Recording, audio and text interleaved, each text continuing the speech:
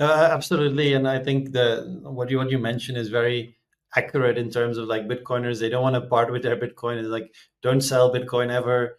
Don't put it on a centralized exchange. You custody it yourself. I think all of these are a big part of the ethos of Bitcoin, and I'm aligned with those as well.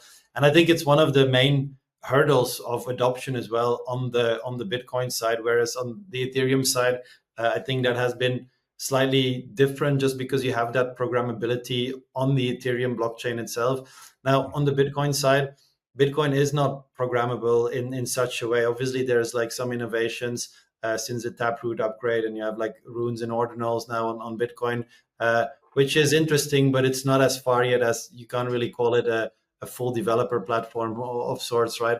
And I think with that, there is that realization that I mean, of course, this can change potentially, like depending on like how it evolves.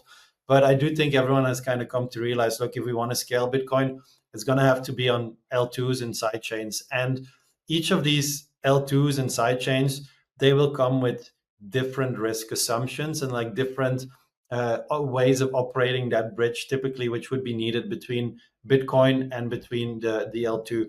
First of all, for the asset itself. So if that L2 wants to hold or wants to have Bitcoin that is usable in DeFi, it will need to have some form of a bridge in which BTC get locked on the L1 and a new form of BTC is minted on the L2. So how that mechanism works, there's a lot of security assumptions being taken there, and every project kind of takes different assumptions and approaches. So that's already quite confusing, I think, for users. But there is that security trade-off, which eventually people who want to participate in DeFi will have to do their research and see what asset are they comfortable with or what L2 are they comfortable with. I think that's one.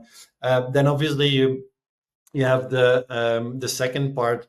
So besides the actual the bridge, you have the borrowing of security from Bitcoin, the asset and the security of the proof of work mechanism that Bitcoin has. Some of them opt to have like you have merge mining of Bitcoin, right? But you also have others that are just a side chain in a way. They have security from another token or their own token or even Ethereum for that matter.